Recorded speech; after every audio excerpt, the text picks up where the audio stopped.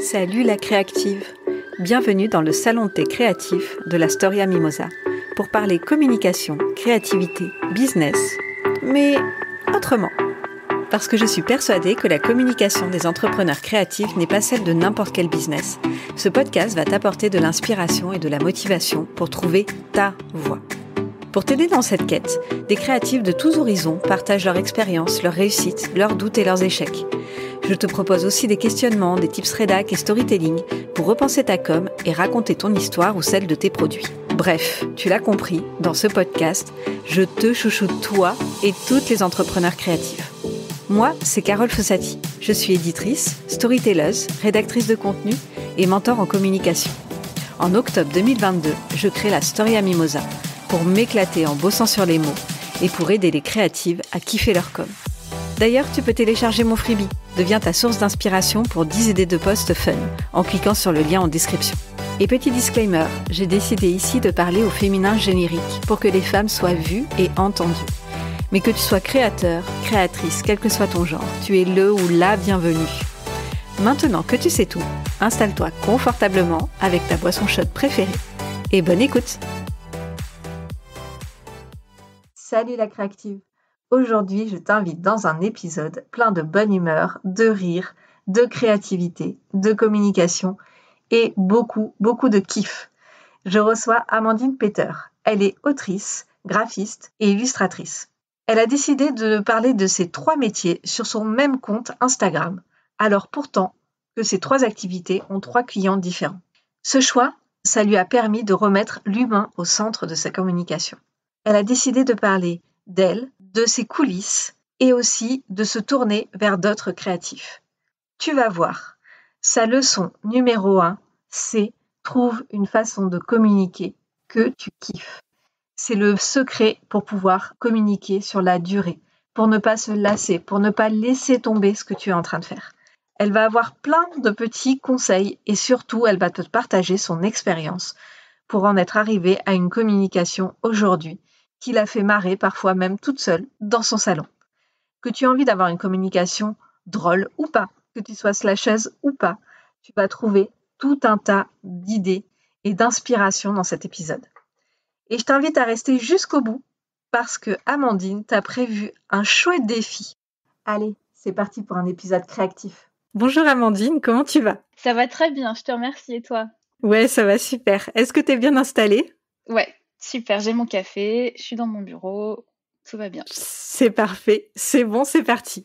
Et écoute, pour démarrer, je vais te demander de te présenter. Alors, je m'appelle Amandine Peter, j'habite aux États-Unis, donc je suis expat et je suis autrice de science-fiction, fantasy, urban fantasy aux éditions Explora. Et récemment, mon dernier qui vient de sortir, une romance SF aux éditions Rival. Je suis aussi graphiste illustratrice, donc je réalise des couvertures de romans pour les maisons Explora et Rival entre autres, et également pour beaucoup d'auteurs, auteurices en auto-édition qui sont super talentueux. Donc ça, c'est mes casquettes de autrice / graphiste / illustratrice. Ok, super. Bon, ouais, en effet, t'es slasheuse, t'as pas mal d'activités créatives. J'ai toujours été, ouais.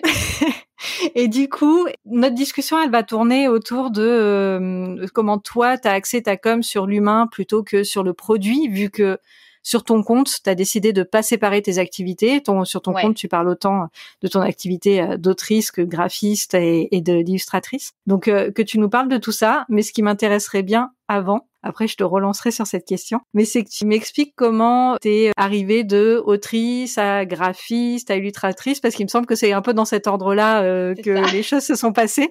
Et donc, voilà, comment t'en es arrivée à faire ces 3 activités ? Alors, j'ai toujours aimé écrire. Même quand j'étais plus jeune, j'écrivais ce qu'on appelle des fanfictions. Je savais pas ce que c'était à l'époque, mais apparemment c'est ça.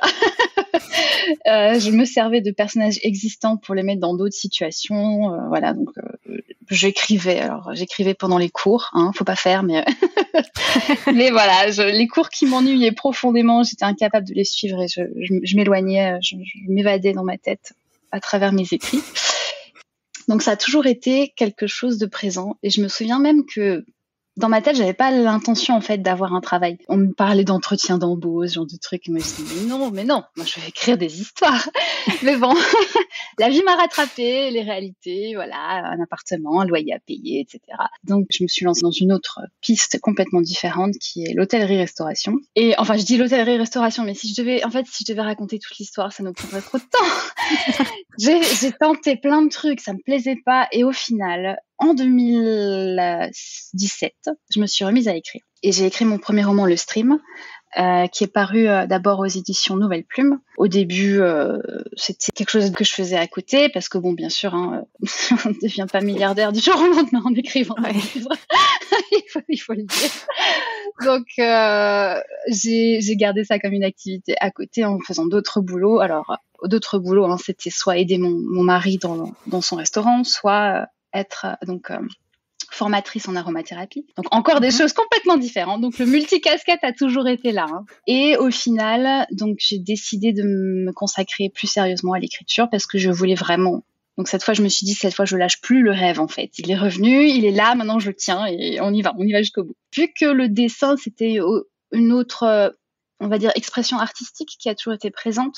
J'ai grandi dans l'expression artistique, on va dire. Ma mère nous faisait faire toutes sortes d'activités tout le temps pour nous occuper. Et ça passait par le dessin, la pâte à modeler, la pâte à sel. En fait, j'ai appris à m'exprimer artistiquement depuis toujours. Et du coup, c'est venu assez naturellement parce que après l'aventure de mon premier roman qui est devenu donc une première trilogie, j'ai publié d'ailleurs le tome 3 en auto-édition parce que l'éditeur initial avait refusé de publier le dernier tome. Il y avait eu, donc selon leur ratio, pas assez de lecteurs qui ont acheté le tome 2, ce qui arrive, genre bon voilà, je ne le cache pas. Et en fait, c'est la meilleure chose qui aurait pu m'arriver finalement, parce que ça m'a poussée à prendre mon envol en auto-édition. C'est à ce moment-là où j'ai vraiment compris en fait ce qu'était la communication et qu'en fait je faisais pas du tout la bonne chose, en tout cas pour mes objectifs, j'ai envie de dire.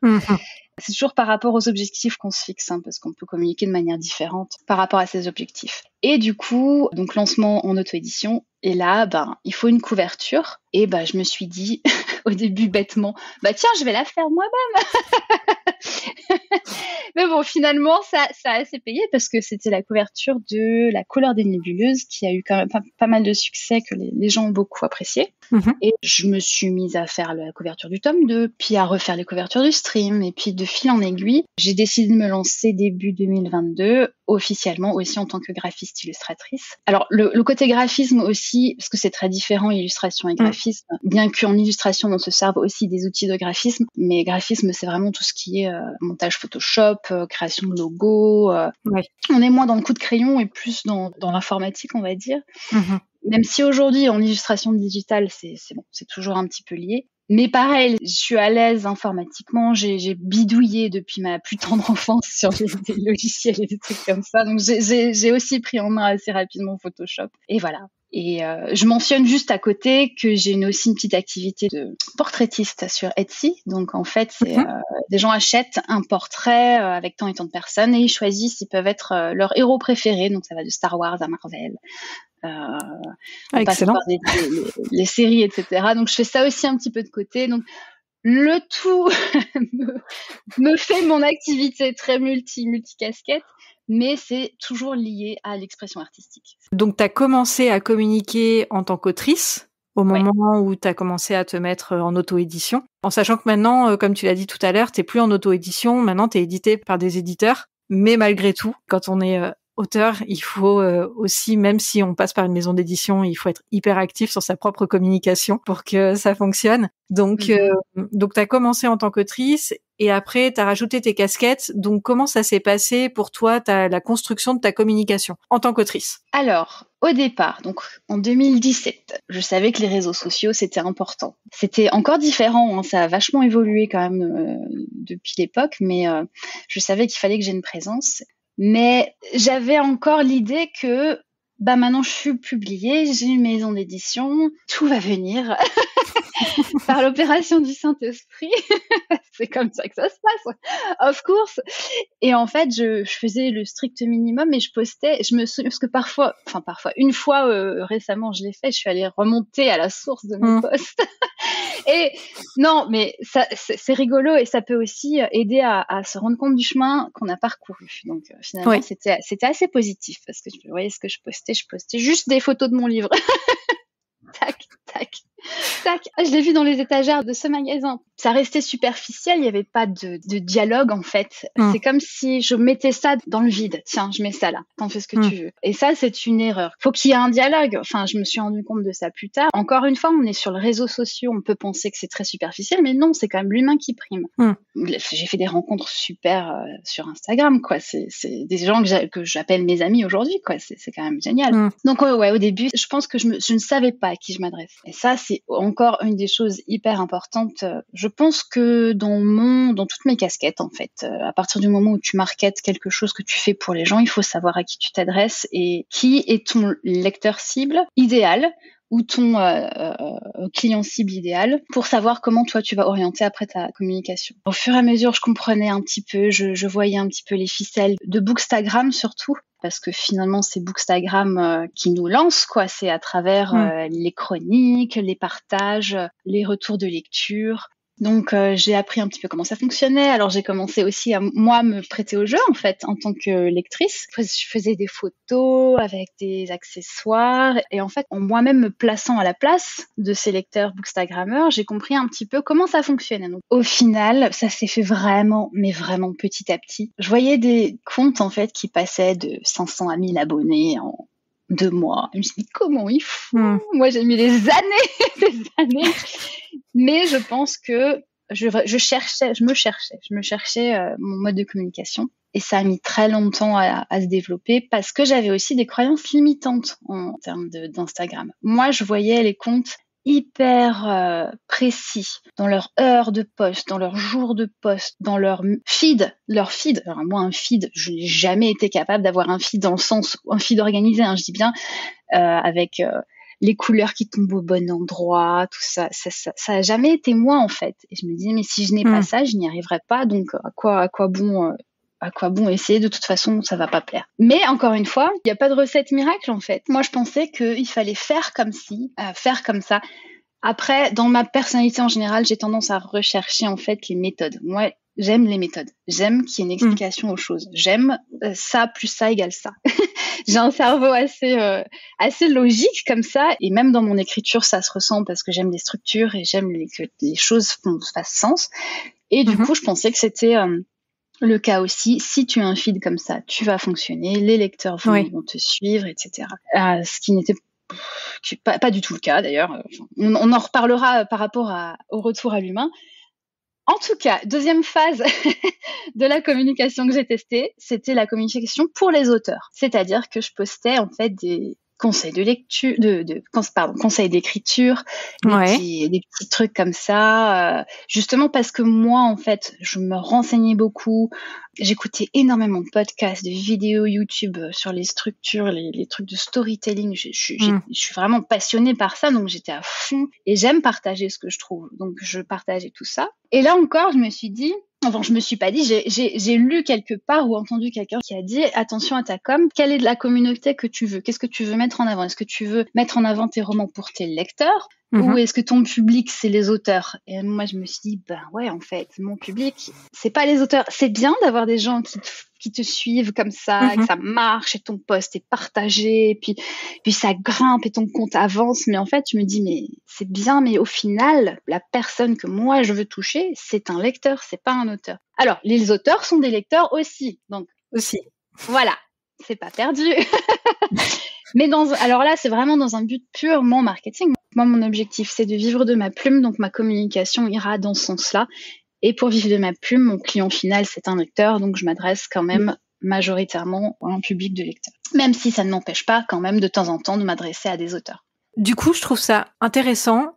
Est-ce que tu peux me dire comment tu différencies la façon dont tu conçois ton livre, par exemple, que tu vas écrire, avec la façon dont tu peux concevoir ta com? puisque le livre, ça va être la partie créative. Est-ce que tu penses aussi à ton lecteur quand tu vas le faire, ou est-ce que ça, c'est d'une certaine manière, tu te coupes de ton lectorat pour être avec toi et ta créativité, et est-ce que ta com, à l'inverse, tu vas beaucoup plus penser, donc est-ce que tu arrives à articuler ces deux, parce que finalement, c'est deux pans de la créativité, parce que communiquer sur les réseaux sociaux, ça demande aussi quand même beaucoup de créativité.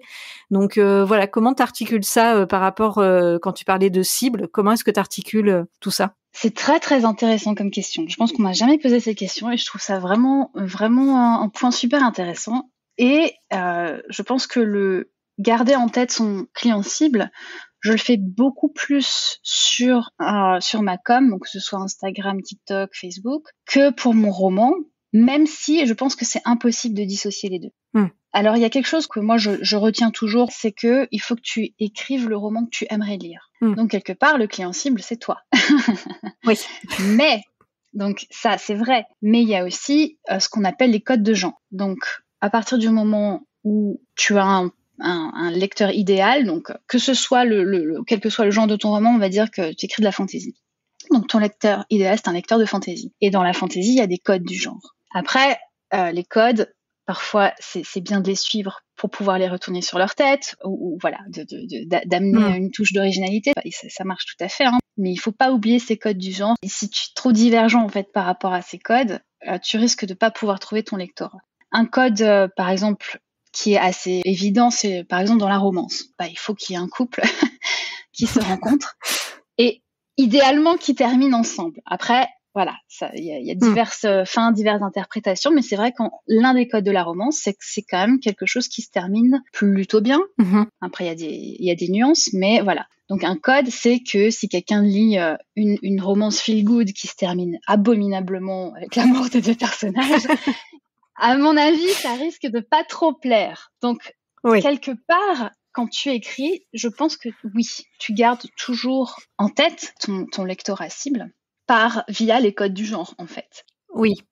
Mais c'est vrai qu'au moment d'écrire, ça ne me vient pas, je réfléchis pas en termes de est-ce que les lecteurs vont apprécier si je fais ça. Disons que c'est d'abord moi, en fait. Est-ce que j'apprécierais lire ça? Et ensuite, je me poserai la question dans un second temps, et c'est pour ça qu'intervient la bêta lecture. Et c'est là, en fait, où je me rends compte que, oui, effectivement, le but de la bêta lecture, c'est de voir quand même si ton lectorat cible apprécie l'histoire ou pas. Je pense que c'est pas dissociable, en fait. Ouais, ok. Et du coup, par rapport au moment où tu vas travailler ta com et donc être là plus ciblé, là, je pense qu'on va peut-être revenir sur la question de l'humain, parce que comment est-ce que tu arrives à cibler alors qu'en plus, tu as 3 activités? Donc, on peut se dire, mais qui est ce client cible? Puisque c'est plus du coup seulement un lecteur, ça va être aussi des auteurs, là à nouveau, ou des maisons d'édition qui ont besoin de graphistes ou d'illustratrices. Donc, comment tu fais tout ça? Je crois que j'y réfléchis pas trop, en fait. Parce que c'est un casse-tête. Et honnêtement, j'ai toujours pas trouvé la bonne réponse au jour d'aujourd'hui. Hein.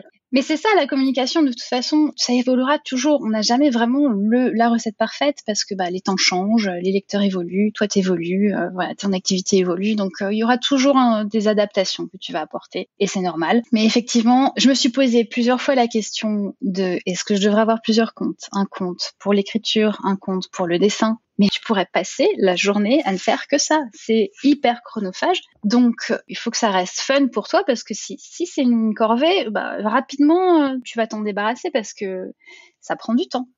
Donc, je pense que c'était le but numéro 1. C'était pour moi que ce soit quelque chose, un safe space déjà pour moi. Je me sens bien. Ça veut dire un seul compte parce que c'est pas possible. C'est pas possible. Déjà dans ma tête, en fait, dans la journée, je change constamment de casquette, c'est très fatigant.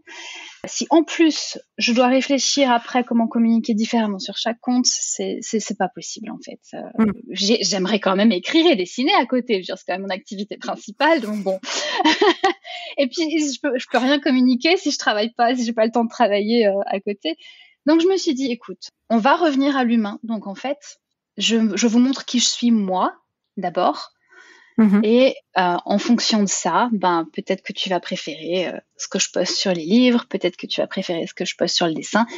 Mais en fait, je me suis rendu compte que en global, dans ma communauté, on aime différentes choses. Tu vois ce que je veux dire? Et on peut faire différentes choses et aimer différentes choses chez quelqu'un, tu vois. Donc, tu vas suivre un compte et tu vas voir un petit peu tout ce qu'ils font. Et ben, c'est possible que tu apprécies de voir tout ce qu'ils font. Tu vois ce que je veux dire? C'est vrai qu'on a pensé que c'était monocommunication. Donc, t'as un truc. Ouais, et qu'il fallait tout cloisonner. Voilà. Et les gens te suivent pour ce truc. Ben non, les gens aussi, ils ont des intérêts différents. Ils aiment bien lire mes livres, donc ils aimeront voir une illustration que j'ai faite d'un personnage ou d'une scène. Et c'est ce que j'essaye d'ailleurs de faire aussi, de faire un pont entre les deux. C'est-à-dire que je garde en tête que, oui, je montre les couvertures, je montre des illus, parfois je fais des illustrations de ce qui me passe par la tête, un personnage que j'aime bien de quelqu'un d'autre ou d'un autre, une série ou un film. Et parfois, je me dis, tiens, maintenant, je vais poster de nouveau quelque chose en rapport avec mes livres parce que voilà, ça fait le pont. Donc c'est l'un ou l'autre ou les deux à la fois. Et en fait, il y a plusieurs combinaisons et c'est fun de jouer en fait avec ces différentes casquettes. Mais effectivement, ça a commencé par retrouver en fait la ligne directrice de toutes ces activités, ce qui est l'expression artistique. Ouais. L'expression artistique. Alors ça, c'est très humain. N'est-ce pas, les intelligences artificielles? L'expression artistique, c'est justement l'humain. Donc l'humain, c'est moi. Et donc j'ai compris qu'en fait, parler de moi, alors j'avais peur au début parce que je me disais, mais si je parle de moi, ça va faire égocentrique, etc. Mais non, enfin, l'expression artistique, c'est quoi? C'est humain, c'est pas égocentrique. Enfin, je sais pas, c'est de parler de ce que t'aimes et d'être fier de ce que tu fais. Non, c'est pas égocentrique, c'est juste, voilà, être présente dans le monde et apporter ta petite pierre à ce grand édifice. Et voilà, quoi. À partir de ce moment-là, j'ai décidé, dans ma communication, d'être hyper authentique. Et c'est ça, je pense, ces derniers temps, qui a vraiment fait évoluer mon compte. Et c'est passé par les reels, les reels humoristiques, parce que finalement, je me suis dit... et puis, t'as peur aussi, parce que tu dis, bon, je vais faire une blague, est-ce que ça va marcher? Est-ce que les gens vont rire? Parce que je trouve toujours que mon humour n'est pas accepté, apprécié à son juste valeur. Je dis toujours à mon mari, mais j'ai fait une blague, tu rigoles pas, rigole. Donc, c'est, voilà, de trouver son ton, trouver ce qui te convient, ce qui reste un plaisir à faire, de trouver l'équilibre un petit peu entre tout ça et de tester des nouvelles choses parfois ou rester sur un système qui marche quand ça marche bien. Voilà. Est-ce que ça t'est déjà arrivé de continuer à faire quelque chose parce que ça te plaît beaucoup au niveau de ta com, alors que tu vois que ça crée pas non plus beaucoup de réactions, ou est-ce que quand ça crée pas de réaction, tu te dis allez, c'est pas grave, je vais trouver autre chose qui me plaît toujours, mais un autre truc qui va mieux fonctionner? C'est dur à définir, en fait, quelque chose qui ne marche pas. Parce que il y a tellement de variantes, en fait. C'est dur, quoi. Est-ce que c'est les algorithmes? Est-ce que c'est la date? C'est parce qu'on est dimanche ou parce qu'on est lundi? Ou parce que j'ai posté ça à 16h ou à 16h30? Ou parce que je ne sais quoi, parce que j'ai pas partagé ça en story, ou parce que j'ai pas... Enfin, c'est déjà identifier, en fait, une raison de pourquoi ça marche pas. C'est hyper compliqué. Et parfois, je me dis... Peut-être j'ai juste pas, voilà, peut-être il y a quelque chose qui a pas fonctionné, j'essayerai peut-être une autre fois, mais j'essaye de pas trop me limiter aux réactions immédiates que je reçois. D'une, parce que je me dis que ça peut quand même finalement plaire à quelqu'un. Je trouverai quand même toujours quelqu'un à qui ça plaît, et que le deuxième, c'est que en me basant sur une communication authentique, j'ai quand même besoin de faire des choses qui m'éclatent. Parfois il y a des reels, ils flopent, hein. Bon. Pour quelle raison, va savoir, mais j'essaie de ne pas trop, en fait, abuser de réflexion en me disant il faut que je change ci, ça. Et en fait, moi, dans ma tête, je vais beaucoup de l'avant. Donc, je me dis, tiens, je pense déjà au suivant et à ce que je vais faire ensuite. Je suis pas trop du genre à essayer de comprendre si ça a marché, si ça a pas marché, ce que je dois changer. Je fais plutôt ça au feeling et effectivement, je fais plutôt ce que j'ai envie de faire. Après, ça ne veut pas dire que j'étudie quand même. J'étudie pas aussi les tendances. Hein. Je regarde, tiens, ce post, il a marché. Quel jour est-ce que je l'ai posté? Tiens, ce reel, il a fonctionné. Est-ce que c'est la musique qui trend et qui a fait marcher le reel? Est-ce que c'est ça? Est-ce que c'est ci? Est-ce que c'est parce que les gens l'ont partagé? Donc, je le garde en tête, mais ça va pas forcément avoir une grosse influence sur mes contenus à venir, en fait. Oui, tu fais quand même une petite analyse, mais après tu te permets de garder de la créativité et de kiffer dans tes contenus. C'est ça, et j'aime la diversité donc j'aime toujours tester des trucs nouveaux. J'essaie toujours d'aller de l'avant parce que je me dis, si je suis trop à la recherche de la performance, je vais finir par me perdre et par perdre cette authenticité parce que je vais faire du contenu qui est créé pour. Ouais. Donc oui, dans une certaine mesure, c'est créé pour, c'est sûr. Mais il y a quand même cette idée de je fais mon compte, si j'ai envie de faire un truc, ça me passe par la tête, je le fais, je m'amuse, parce que c'est moi en tant que personne, en fait. Je suis comme ça, je suis très spontanée, si hop, j'ai envie de faire un truc, direct là, machin, je le fais. Je me pose pas de questions, j'y vais, je pense. Donc, je garde quand même cette part de moi qui est une part authentique, qui est de faire les choses, juste de continuer à le faire quand même si ça fonctionne pas, je continue. Voilà. Et comment est-ce que tu arrives à conjuguer ça avec ta cible ? Est-ce que du coup tu te dis, en fait, c'est les personnes qui vont venir sur mon compte. Finalement, c'est ma cible parce que comme je parle de moi et de mon activité, et voilà, ils s'intéresseront à ce que je fais et à qui je suis. Ou est-ce que quand même tu t'es dit, ma cible, ça reste tel type de personne, voilà, avec quelques traits, sans dire qu'elle s'appelle Gertrude et qu'elle a 28 ans. Mais voilà, est-ce qu'il y a quand même des points sur lesquels tu t'es dit, et en quoi ça t'a aidé, si tu as des points précis sur ta cible, en quoi ça t'a aidé à structurer peut-être un peu plus ton contenu ? Alors, c'est encore une question très bonne et c'est délicat aussi à déterminer. Je pose des questions difficiles, je le sens. Non, mais c'est bien, c'est hyper intéressant. Déjà, le lecteur cible, c'est compliqué parce que j'écris plusieurs genres. Donc, j'écris de la science-fiction. J'ai la science-fiction qui est un peu plus adulte, puis de la science-fiction, la space opera un peu plus young adult, puis de la romance qui est clairement adulte. Et donc, déjà, le lecteur cible avec un grand L, chez moi, n'existe pas. Pour les illustrations, je pense que ça touche un public un peu plus large, même si je garde un certain style et une certaine... Oui, tu restes dans un univers proche. Voilà, mes univers sont toujours très colorés. Il y aura toujours de la lumière, quelque chose d'attirant, de puissant à l'œil. Mais ça... Le dessin, j'ai l'impression que ça touche quand même facilement un public plus large qu'un roman spécifique, surtout sur des genres qui se vendent un peu plus difficilement, j'ai envie de dire. Enfin bon, chaque genre fonctionne différemment. Donc... Oui, mais ça reste des niches. C'est ça. Donc du coup, ça me reste en tête, oui. Mais encore une fois, ça va pas être une part absolument intégrante de ma communication.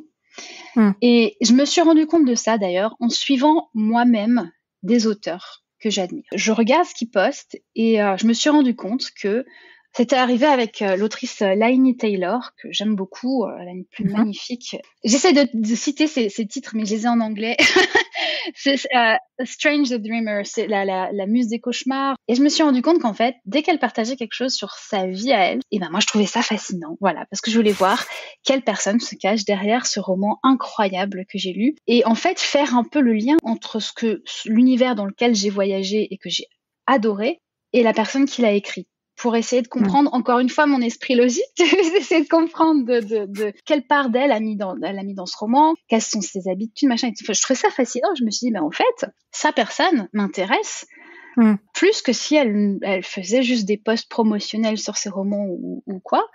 Et elle écrivait aussi des blogs et des trucs comme ça, et je lisais ses articles, je trouvais ça super intéressant. Donc je me suis dit, en fait, oui, en prenant exemple sur mon comportement de consommation, on va dire, je me suis dit, en fait, oui, les lecteurs sont intéressés par ce qui te rend unique, c'est-à-dire ce que toi tu fais, ce que toi tu penses, pour faire un petit peu en fait, peut-être continuer à entretenir en fait cette belle sensation que tu as eue en lisant le roman. Par extension, tu t'intéresses à la personne qui l'a créé. Et je crois que c'est quelque chose qui est vraiment, c'est propre à l'expression artistique, parce que, encore une fois, l'expression artistique, la base, c'est l'humain. Donc forcément, tu as envie de savoir ce qui se passe dans la tête de cette personne qui a créé ce roman. Donc du coup, je me suis dit, en fait, ça m'intéresse, parce que quand moi je le fais, forcément, quand moi j'écrivais des choses sur moi, je me dis, oh là là, ça va plaire à personne, ils s'en foutent royalement. Mais en fait, non. Et pour enchaîner, c'est pour ça, en fait, que j'ai décidé de parler de mon processus et de montrer, en fait, les coulisses. Les coulisses, c'est quelque chose qui a toujours intéressé tout le monde, partout, tout le temps. C'est pas pour rien que j'ai acheté les éditions collector du Seigneur des Anneaux qui ont 20 ans pour pouvoir me taper les 3 heures de DVD qui sont uniquement sur le making-of du film. Enfin, voilà. Parce que t'as tellement apprécié, en fait. Moi, j'étais entièrement fan. Et du coup, j'avais envie de prolonger cette sensation et de savoir tout, surtout de ce que je pouvais savoir sur ce film. Donc bon, c'est un peu extrême, mon exemple, mais voilà. Donc c'est un peu pareil. C'est finalement, on fait du making-of de notre roman, quoi. Et alors, du coup, tu me tends une perche magnifique, merci. Comment tu fais pour montrer le processus d'écriture? Parce que clairement, écrire, c'est pas instagrammable. Non. C'est un fichier Word qui est ouvert sur un ordinateur et ça se passe beaucoup dans la tête et puis beaucoup avec des recherches. Mais voilà, mais c'est vrai que c'est difficile à montrer. Donc, comment est-ce que toi, t'arrives à faire ça? Alors, non seulement c'est difficile à montrer, mais j'ajouterais même que quand on parle de notre processus, on est toujours en décalage en tant qu'auteur. Parce que notre roman qu'on promouvoit au moment T, on n'est pas en train de l'écrire, on est en train d'écrire le suivant. Donc, on a envie de parler du roman qu'on promouvoit, de parler des personnages, de comment l'histoire nous est venue, mais on n'est plus dans le processus de création. Oui. On est déjà dans le processus du suivant, on a déjà notre tête pleine des aventures du suivant, et si on parle du suivant, les lecteurs, ils sauront pas forcément de quoi tu parles, et puis ça va pas leur parler, et c'est cette gymnastique, je trouve que c'est une des choses les plus frustrantes en communication en tant qu'écrivain, c'est de ne jamais pouvoir être à fond dans un projet à la fois. Là, dans ce que tu dis, c'est que quand tu communiques un petit peu en amont de la sortie du livre et puis pendant la sortie. Et c'est à ce moment-là que tu parles du processus qui a eu lieu finalement plusieurs mois avant la sortie du livre. C'est ça. D'accord. Et le problème, c'est qu'il faut prévoir. Et le problème, c'est qu'au moment où tu écris ton roman, que tu es en train de promouvoir celui d'avant, il faut penser à la promotion de celui que tu écris et déjà enregistrer du contenu, prendre des notes, en fait, me dire, j'ai eu une difficulté à ce moment-là. Je me filme en train d'écrire ou je montre ma structure, etc. Mais peut-être garder du contenu pour plus tard. Tu vois, parce que c'est à ce moment-là que ça va être intéressant. Et c'est ça, j'avoue que j'ai encore du mal à le faire parce que je suis très au jour le jour dans mon organisation et j'ai beaucoup de mal à prévoir à l'avance. Voilà, c'est quelque chose, j'essaye de m'améliorer, clairement. Mais effectivement, c'est toujours, c'est des posts ou des stories, quand je fais ça en story en post, c'est toujours, j'ai toujours des réactions, beaucoup de retours, etc. parce que ça intéresse et des questions, etc. Moi, j'aime bien parler structure, donc je vais peut-être montrer des éléments de la structure. Et j'aime bien aussi parler des difficultés parce que je veux montrer en fait que tout le monde galère à écrire un roman et que c'est normal de galérer à écrire un roman. C'est pas parce que tu fais un best-seller que t'as pas hyper galéré à l'écrire, tu vois. C'est pas pouf, hop, je te pose ça là, c'est fini, c'est beau, ça brille. Non. Et je trouve que c'est ça pour moi qui est ultra intéressant dans le processus d'écrivain, c'est que tout le monde galère pareil. Que t'aies écrit 100 livres ou 0, tu galères pareil. Et je trouve que c'est extrêmement déculpabilisant, en fait, de montrer ce processus. C'est intéressant pour les lecteurs et déculpabilisant pour les auteurs. Donc, c'est vraiment, ça touche tout le monde. Et aussi, les lecteurs ne s'imaginent pas toujours, en fait, comment ça se passe. Ça, c'est encore autre chose que moi, je me suis rendu compte. En fait, quand tu baignes dans le truc, pour toi, c'est basique, c'est logique, quoi, c'est normal. Mais en fait, je me dis, mais non, regarde, toi, tu viens de découvrir, mon mari, il a des abeilles, donc il parle de ses abeilles. Moi, je savais rien du tout, je te découvre plein de trucs, c'est passionnant. Pour lui, c'est normal, il a appris, c'est bon, c'est acquis, tu vois. Mais pour moi, qui ai un œil extérieur, je ne connais pas ça et je suis intéressée de connaître son processus. Donc là, c'est pareil. Il faut pas penser que tout le monde sait ce que c'est que d'écrire un livre. Non, c'est pas vrai et que c'est intéressant de savoir en fait l'énergie, le temps, les montagnes russes que ça prend en fait.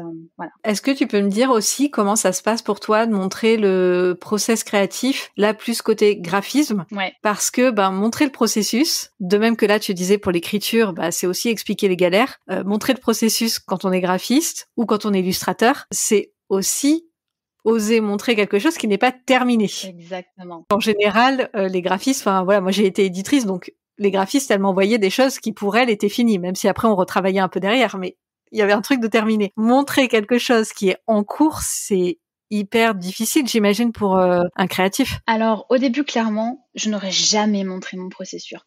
Encore une fois, parce que je pensais, en fait, ne pas faire les bonnes choses. Moi, je prenais je prenais des photos de référence et dans ma tête, j'étais persuadée qu'un bon artiste, un vrai artiste, ne prend pas de photos de référence. Mais c'est ultra faux, mais c'est entièrement faux. Et je suis sûre que pour l'écriture, c'est pareil. Tu penses que tu fais les choses fausses alors que tout le monde les fait pareil. Il n'y a pas de mal. Tout le monde, tous les artistes, surtout quand tu dessines quelque chose que tu as vraiment l'habitude de dessiner, oui, ok, tu n'as peut-être plus besoin de photos de référence, mais après, tu dessines quelque chose de nouveau. Et le pire, c'est que les photos de référence, c'est important parce que ça t'apporte des nouvelles informations visuelles que ton cerveau va enregistrer. Donc, tu apprends en utilisant des photos de référence. Et moi, j'étais persuadée que je faisais mal les choses. Et en fait, c'est terrible parce que je le ressens aussi, moi, au fond de moi. Au fur et à mesure, je dessine, je dis, c'est moche, mais qu'est-ce que je fais? Mais c'est nul! Et à peu près, au final, après quelques heures, je dis, c'est pas si mal.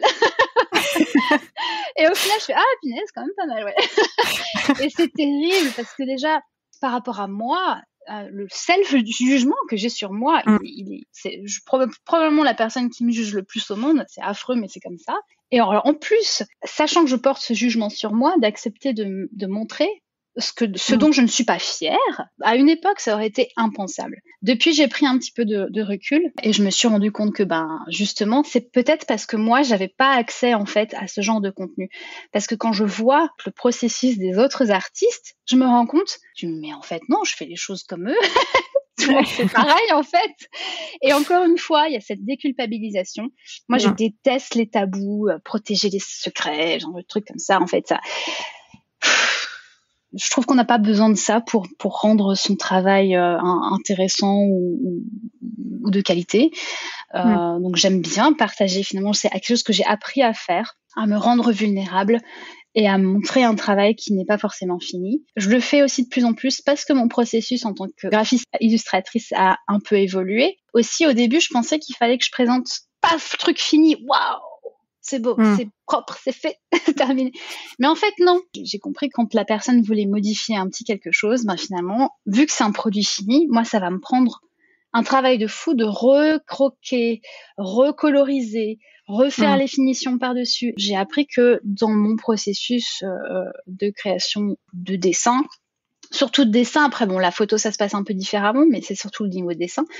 Je prends le client avec moi et je lui dis, on va travailler ensemble durant tout le processus. Je commence par lui montrer un croquis. Seulement ensuite, il valide, je passe aux couleurs et ça dépend du nombre d'étapes pour arriver à la fin. Ça dépend aussi du style de dessin. Mais je travaille avec eux et ça implique que je leur montre le travail qui n'est pas complètement fini. Et c'est pas grave. Et ça dérange personne. Au contraire, c'est bien pour eux parce qu'ils voient l'évolution et ça les implique aussi dans le processus. Et c'est bien pour moi parce que ça m'évite d'avoir des grosses modifs qui me tombent sur la tête et en fait d'être partie dans un chemin qui n'était pas forcément celui qu'on m'a demandé au début ou voilà. Ça aide en fait à garder la logique et la cohérence pendant tout le processus. Et grâce à ça, j'ai progressivement appris à montrer les étapes de mon dessin. Aujourd'hui, la chose qui me freine, je pense que c'est surtout de penser à s'enregistrer parce que le dessin, il y a quand même quelque chose qui est beaucoup plus immédiat que le roman. Ça prend du temps. On va dire, tu passes 10 heures sur un dessin, mais c'est quand même un dessin qui est prêt en 10 heures, que tu peux poster dans la semaine d'après. Et donc, tu as un retour immédiat, en fait. Le roman, c'est des mois et des mois d'attente avant d'avoir ce retour. Donc, c'est différent. Et moi, j'aime bien, du coup, avoir les deux parce que il y a quand même un système de satisfaction, tu vois. T'as quand même, voilà. Le retour immédiat, c'est quand même un peu plus satisfaisant qu'un retour. Il y a plusieurs mois de différence, quoi. Mais j'ai encore ce problème de me dire, stop, Amandine, tu mets ton petit support de téléphone, tu mets ta caméra et tu te filmes pendant que tu dessines. Moi, je suis tellement... en fait, j'entends rien, je ne vois rien d'autre. Les heures peuvent passer. J'oublie parfois de manger. Je peux être à fond dans un truc et j'ai du mal à me séparer et me dire attends. Là, ça peut intéresser des gens de voir en fait comment tu procèdes. Donc ça, je pense que c'est ma difficulté primaire. Mais alors, je vais avoir un discomfort, un inconfort au moment de filmer, de me dire punaise, c'est trop moche. Mais je vais au-delà de ça. Tu surpasses. J'arrive. Aujourd'hui, j'y arrive parce que je vais pas te mentir, j'ai travaillé sur ma confiance en moi. C'est passé par de la thérapie parce que c'est toujours été un gros problème chez moi de confiance en moi et d'être satisfaite de mon travail. Donc, c'est passé par là. Mais aujourd'hui, j'y travaille toujours, mais aujourd'hui, j'arrive mieux. Et je me dis, mais en fait, cette vulnérabilité que tu montres, c'est utile aux autres parce que ça autorise les autres, en fait, à montrer la leur. Et au final, c'est tellement déculpabilisant de voir qu'en fait, on fait tous les mêmes erreurs, on passe tous par les mêmes galères. Et ça, c'est vraiment quelque chose que ça nous unifie et ça retourne encore une fois aux relations humaines et à l'humain. Voilà. Donc, je trouve que c'est ça qui est beau finalement dans le fait de montrer son processus. Oui, en fait, c'est ça, on revient toujours à l'humain et comme tu disais au début, au fait qu'il faut créer de l'interaction et le fait de montrer l'imparfait. Ouais. En fait, ça permet de créer cette interaction parce que les personnes qui te suivent se disent « Oh, c'est une personne normale !» Exactement. Mais oui, tout à fait. J'ai pas envie qu'on me voie comme, je sais pas moi, quelqu'un d'inatteignable ou enfin, je sais pas moi, voilà, j'écris, je dessine, hein, d'autres personnes écrivent, dessinent. Voilà, on fait tous quelque chose dans la vie qui nous passionne. Donc voilà, moi c'est ça. Après, j'ai du mal à identifier aussi ce qui me rend différente parfois quand je me pose la question. Mais je pense que j'ai arrêté de me poser la question et je suis juste moi. Et en fait, le fait d'être juste moi, parce que chacun a une histoire unique, en fait, ça suffit à soi-même, en fait, c'est ça. Il n'y a pas besoin d'analyser en quoi je vais être unique. En fait, juste faut être soi. Et c'est pour ça, encore une fois, on revient à l'authenticité, à l'humain et à pas réfléchir trop, en fait. Ouais, mais je pense que ça se ressent beaucoup dans tes reels, comme t'en parlais tout à l'heure, tu fais des reels assez drôles sur et en plus arriver à trouver des reels sur l'écriture, encore une fois, c'est pas forcément quelque chose d'évident et t'arrives vraiment à nous faire comprendre par l'image des choses qui se passent soit dans la tête de l'auteur ou soit par rapport à tes personnages, enfin, et c'est vrai que ça fonctionne hyper bien. Enfin, moi ça me fait souvent, moi ça me fait rire, alors t'es rassurée. T'as au moins une personne c'est gentil, c'est ça. qui rit à tes blagues. C'est pareil, c'est juste. En fait, je suis juste moi. Moi, j'adore faire rire. J'ai toujours aimé faire rire. J'ai toujours été un petit peu un pitre. Voilà. Et puis, j'adore l'acting. J'ai pris des cours de théâtre quand j'étais à New York. J'en ai profité. Mais s'il y a un endroit sur Terre où je dois prendre des cours d'acting, c'est à New York. Et en fait, j'adore ça. Alors, c'est sûr, ça reste du travail. Donc, ça reste, entre autres, une charge mentale dans ma journée, parfois, surtout quand je suis fatiguée. Mais enfin, tu devrais me voir, franchement, quand je suis sur mon téléphone. Je me marre toute seule. Mon mari passe, il est là. Et tous les jours, je fais tu veux voir mon rire, tu veux voir mon rire. Et en fait, je me marre. C'est vraiment, je le ferais pas. Je pense, j'arriverais pas à le faire si vraiment c'était pas en accord avec ce qui me fait rire moi et ce qui me procure du plaisir et du fun, quoi. Ouais. Et alors, du coup, on a bien dépassé le temps qu'on avait prévu pour papoter. Je vois. Mais c'est pas grave, c'était hyper intéressant. Et pour celles qui ont une petite envie quand même de dire j'aimerais bien faire des reels ou des trucs, mais j'ose pas, j'ai peur d'être ridicule, et puis si ça plaît pas, etc. Bon, c'est toujours les mêmes freins en général qui reviennent. Est-ce que tu as des petits conseils à leur donner pour que elles osent passer le cap? Alors déjà, moi je conseille de regarder des reels, de voir ce que les autres font, de s'inspirer et via ça, regarder ce qu'on aime. Quelque chose qui me fait éclater de rire, j'adore. Et j'aurais tendance à vouloir répliquer, en fait, pas copier, mais être dans la même vibe, en fait, si tu vois ce que je veux dire. Donc déjà, trouver ce que toi, tu apprécies. Parce que, encore une fois, je le dis, si c'est pas du plaisir, un minimum de plaisir, on est d'accord que ça reste du travail, mais s'il n'y a pas de plaisir, c'est pas quelque chose que tu vas continuer à faire, en fait. Parce que au moindre truc qui prend la priorité là-dessus, ça va tomber à la trappe. Ouais. Je sais, je l'ai fait aussi. C'est prouvé. Donc, quelque chose qui, déjà, toi, te fait rire, qui te mette à l'aise, en fait. Parce que je pense que c'est ça, le frein, c'est de ne pas être à l'aise et de ne pas avoir la sensation de faire quelque chose qui te correspond. Donc, première chose, c'est de trouver ce qui, toi, te touche. J'allais dire te fait rire, mais c'est pas forcément ça. Moi, ça me fait rire, mais c'est ma manière de faire, mais c'est pas, ça peut être complètement différent. Hein, mais quelque chose qui t'atteint toi et quelque chose que tu te sens capable de faire à ton tour. La deuxième chose, c'est de ne pas penser. Alors c'est facile, ne pense pas, mais d'outrepasser la pensée limitante que ce que tu fais, ça ne va pas intéresser les autres. C'est faux. On a tous envie de savoir qui on est les uns les autres. Et c'est, encore une fois, on a beau critiquer les réseaux sociaux, moi je trouve que l'humain est quand même vachement présent sur les réseaux. Parce que si c'est des posts robotiques qui ne s'adressent à personne et qui littéralement pourraient être postés par une intelligence artificielle ou les Instagram bots, mais on voit tout de suite, ça va intéresser personne. Nous, ce qu'il nous faut, et je pense que c'est beau comme constat, parce qu'on a besoin de l'humain, on a besoin de chacun, de se connaître, d'échanger. Donc non, ça va toujours intéresser quelqu'un. Tu ne sais jamais qui tu vas inspirer, mais tu inspires ou tu intéresses toujours au moins une personne. Et au début, ça va être une personne. Ah c'est super, tu vas discuter avec elle, tu vas échanger, et finalement, ça va être 2 personnes, puis 3, puis 4. Il faut pas penser que l'histoire de ta vie, l'histoire de ta personne, ça va intéresser personne, c'est faux. Voilà, il y a plein de gens qui écrivent des biographies, des trucs comme ça. On s'intéresse toujours à quoi ressemble la vie des autres. Il y a un côté voyeuriste aussi un petit peu, mais qui est totalement humain. Je vois pas forcément quelque chose à ajouter à ça. C'est faire ce qui te plaît, en faire quelque chose qui est un plaisir pour toi, et ne pas avoir cette pensée limitante que ça ne va plaire à personne, parce que c'est faux. Je rebondis sur quelque chose que tu as dit, où tu as dit, si ça intéresse une personne, c'est très bien, commence à discuter avec elle et à échanger avec elle.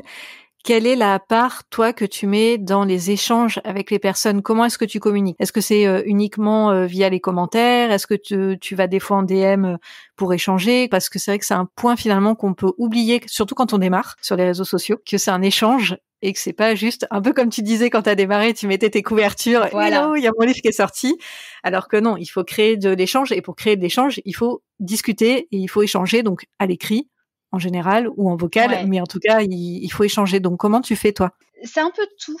Je réagis par rapport à 2 choses, par rapport au contenu qui m'intéresse et par rapport à mon état d'énergie, parce que comme dit, alors déjà avoir plusieurs casquettes, c'est énergivore. Faire les réseaux sociaux, c'est énergivore. Et j'avoue qu'il y a des jours où en fait, je suis plus capable de parler à personne. Après, c'est apprendre à me connaître moi aussi et savoir en fait à quel moment je suis ouverte à la discussion et à quel moment où je me ferme à la discussion. Ce qui est totalement sain d'ailleurs, d'avoir des limites. J'aime bien le mot anglais, boundaries. C'est vraiment de dire, à partir de ce moment-là, c'est ma bulle. Et là, on vient plus, on vient plus passer ta bulle, parce que je pense que c'est important de noter, quand tu es ultra authentique, ça peut aussi pas se retourner contre toi, mais du coup, on me le dit souvent, je suis pas facile à approcher, ça fait un peu, ça fait un peu, c'est pas vraiment l'idée que j'ai envie de mettre, mais c'est tout le monde peut t'écrire pour parler de tout et de rien, donc c'est bien. Le côté bonne copine. Voilà, exactement. Parfois, il faut aussi que j'apprenne à dire, en fait, oui mais non. Donc je veux bien discuter, mais après, si ça devient trop lourd pour moi et que je commence à développer pas une anxiété, mais là, un stress de répondre en fait. Et j'avoue qu'en ce moment, j'ai pas mal de boulot, donc je suis bien, j'ai plein de choses à faire, je suis en retard sur des trucs et ça me stresse un peu dans mon travail, et j'essaye vraiment de me concentrer avant tout sur le travail que je produis. Je fais en sorte que les réseaux sociaux ne pâtissent pas de ça. Mais je suis en retard là, clairement ce matin, j'ai vu que je suis en retard sur les réponses aux commentaires sur waouh, il y a bien 6 posts quoi sur lesquels j'ai pas répondu, et je me dis mince, c'est dommage, parce que c'est une des choses que moi j'adore, c'est vraiment discuter, répondre aux réactions, donc c'est difficile. Puis après, quand ton compte grandit, il y aura de plus en plus de personnes, et au bout d'un moment, il va falloir que j'arrive aussi, parce que moi j'ai envie d'être amie avec tout le monde, ça c'est un problème que j'ai. Je me dis toujours, toute personne peut m'apporter quelque chose de positif en fait. Un peu dans l'idée yes man, tu vois, c'est de dire je suis ouverte, moi j'adore discuter, ça peut donner des collaborations.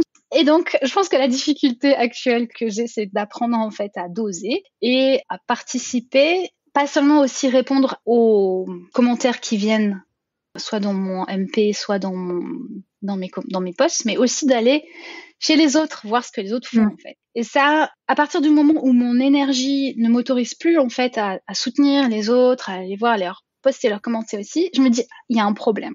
Donc il faut que je fasse attention à ça, parce que c'est quand même quelque chose que j'ai envie de faire, parce qu'il y a des super personnes sur Instagram, et j'ai envie qu'ils fonctionnent, et j'ai envie de les voir réussir. Donc je trouve que le soutien, c'est aussi quelque chose d'hyper important.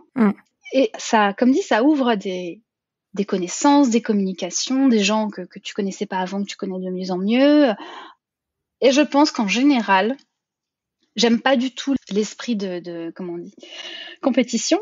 Et je me suis rendu compte en fait que de se trouver une clique ou des petites personnes comme ça que t'adores, que donc t'adores les dessins, t'adores les romans, bah alors tu vas les soutenir. Et en fait, c'est ça en fait. Pour moi, la communauté, c'est aussi toi d'aller soutenir les autres. Donc, c'est bien d'avoir des followers, des gens qui soutiennent, mais tu reçois et tu rends.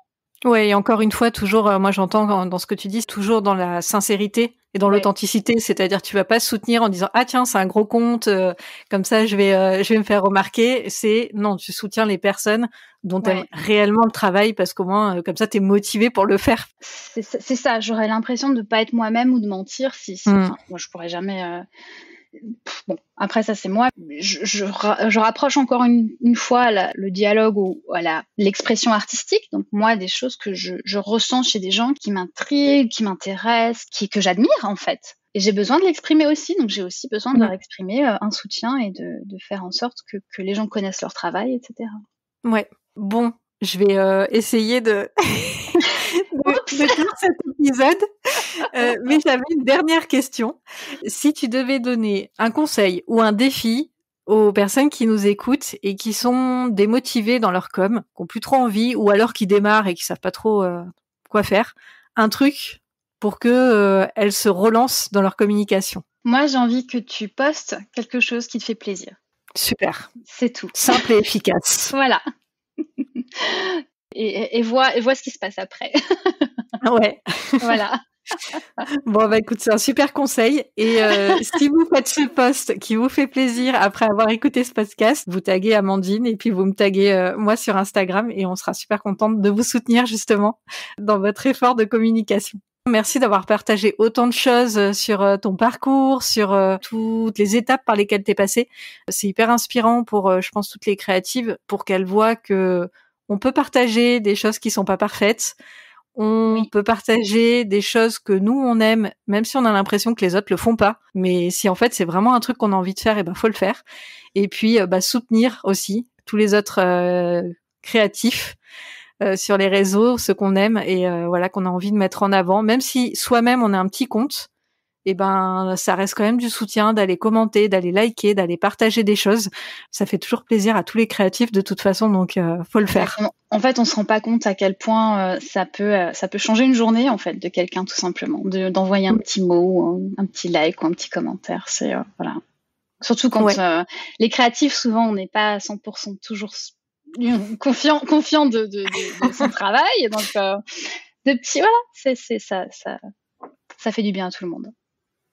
Ouais, bah je pense que si on doit retenir, allez, on va dire 3 mots, je dirais humain, partage et authenticité. Exactement. Parfait. Et ben voilà, c'est parfait. Bon bah écoute, je te remercie beaucoup Amandine pour justement tous ces partages. Et puis peut-être même sûrement à une autre fois, on va teaser tout ça.